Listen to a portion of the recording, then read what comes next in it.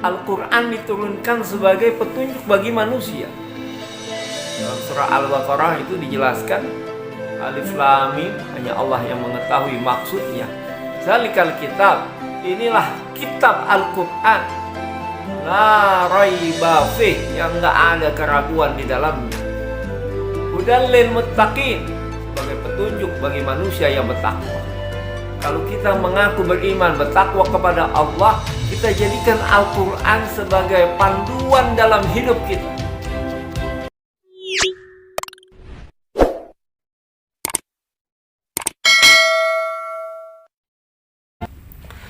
A'udzu billahi minasy syaithanir rajim.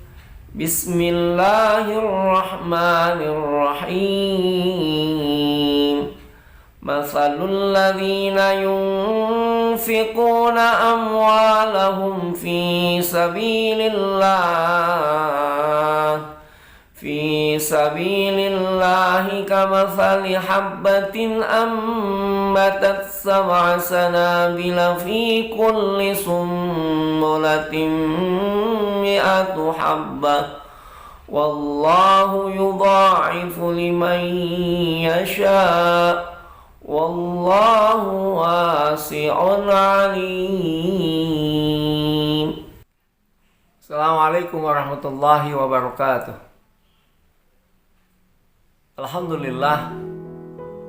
Alhamdulillahilladzi syahrul Ramadan syahrul mubarak alladzi unzila fihi al-Qur'an. Asyhadu an la ilaha illallah la syarika lah wa asyhadu anna sayyidina Muhammadan abduhu wa rasuluh la nabiyya ba'dah. Allahumma shalli wa sallim wa barik ala sayyidina Muhammadin wa ala alihi wa ashabihi yaumal qiyamah. Amma ba'du. Kepada saudara-saudaraku, sahabat-sahabatku dimanapun Anda berada, kami doakan semoga dalam keadaan sehat, sehat jasmaninya, sehat rohaninya, murah rezekinya yang halal, yang berkah, panjang umurnya dalam taat dan ibadah kepada Allah Subhanahu wa ta'ala. Amin ya rabbal alamin. Saudara sekalian, bulan Ramadan adalah bulan diturunkannya Al-Quran. Syahrul Ramadan unzila fihil Quran. Bulan Ramadan adalah bulan diturunkannya Al-Quran. Al-Quran diturunkan sebagai petunjuk bagi manusia. Dalam surah Al-Baqarah itu dijelaskan, Alif Lam Mim, hanya Allah yang mengetahui maksudnya. Zalikal kitab, inilah kitab Al-Quran, la raiba fih, yang gak ada keraguan di dalamnya. Hudal lil muttaqin, sebagai petunjuk bagi manusia yang bertakwa. Kalau kita mengaku beriman, bertakwa kepada Allah, kita jadikan Al-Quran sebagai panduan dalam hidup kita. Panduan hidup Al-Quran, maka kita tidak akan tersesat. Kalau kita punya motor, kita baru beli nih motor, kemudian kita mendapatkan buku petunjuk dari bengkelnya, maksudnya dari dealernya tuh kita dapat tuh buku petunjuk. Petunjuk ini adalah memberikan penjelasan, pedoman untuk menggunakan motor yang kita beli ini biar tahan lama, biar motornya awet, biar motornya nggak mudah rusak. Tapi kalau kita tidak mengikuti petunjuk yang ada, maka motor ini tidak akan kuat. Begitulah Al-Quran. Kita dilahirkan oleh orang tua kita. Manusia yang pertama Allah ciptakan Nabi Adam alaihissalam. Kemudian ibunda Hawa dengan tulang daripada Nabi Adam alaihissalam. Kemudian terciptalah ibunda Hawa, yang akhirnya karena melakukan kesalahan Nabi Adam dan ibunda Hawa diturunkan dari surganya Allah. Kemudian berkembang biaklah, jadilah kita selanjutnya.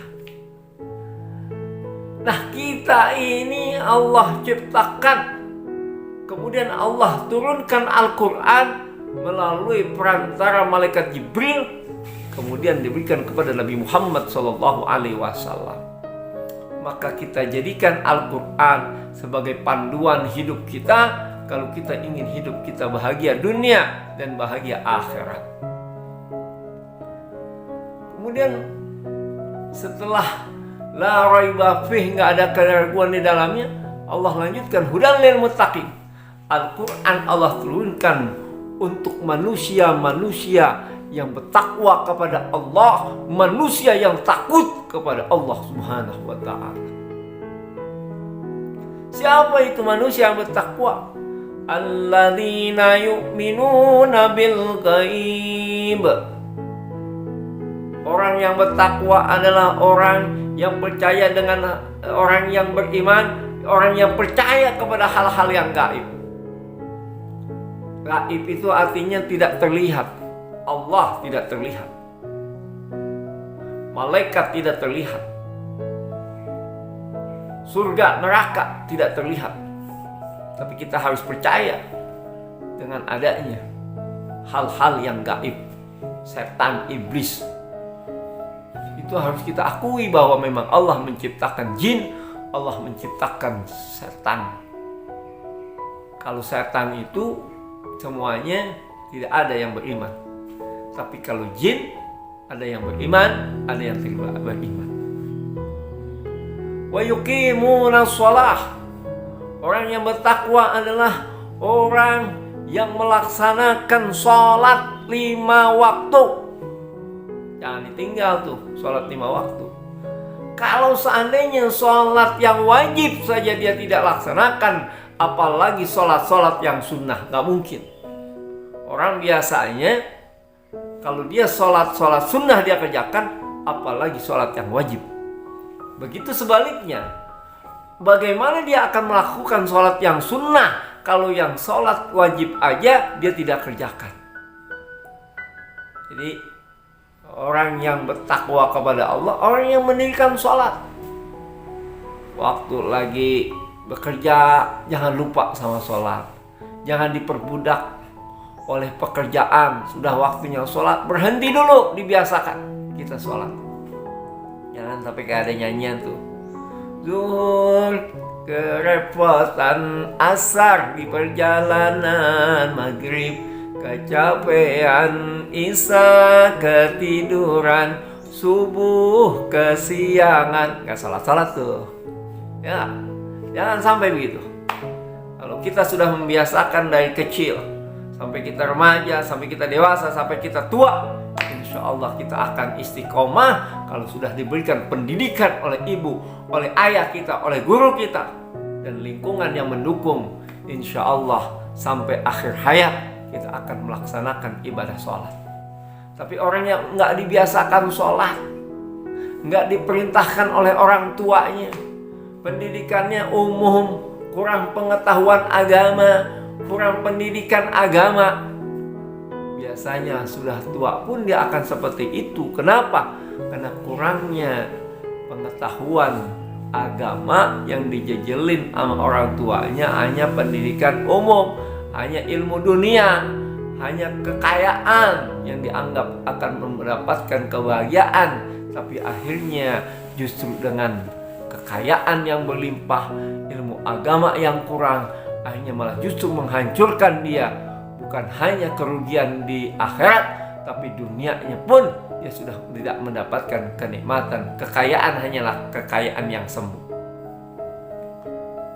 Kemudian setelah mendirikan sholat, wa mimma razaqnahum yunfiqun, dan orang-orang yang menafkahkan sebagian hartanya yang Allah berikan kepadanya. Nggak usah takut-takut kalau nyumbang. Apalagi sekarang ini lagi bulan puasa. Ketika kita memberikan infak, sedekah, mengeluarkan zakat, itu pahalanya berlimpah-limpah, semakin banyak, semakin bertambah. Mathalul ladzina yunfiquna amwalahum fi sabilillah kamathali habbatin ambatat sab'a sanabila fi kulli sumbulatin mi'atu habbah wallahu yudha'ifu liman yasha wallahu wasi'un alim. Nih, janji Allah. Kalau kita yakin dengan harta yang kita miliki, kita keluarkan di jalan Allah, Allah membuat sebuah perumpamaan seperti seorang petani yang bercocok tanam, kemudian dia tanam satu biji, satu pohon akan tumbuh jadi 7 tangkai. Kemudian dari satu tangkai ini tumbuh lagi 100 tangkai. Jadi satu biji ini menghasilkan 700 tangkai. Masya Allah, itu baru satu biji. Bagaimana kalau 2 biji, 100 biji, 1000 biji, 1 juta biji? Masya Allah, balasannya begitu besar di mata Allah Subhanahu wa ta'ala, apalagi di bulan Ramadan. Jadi saudara-saudara sekalian, apa yang kita punya kita keluarkan.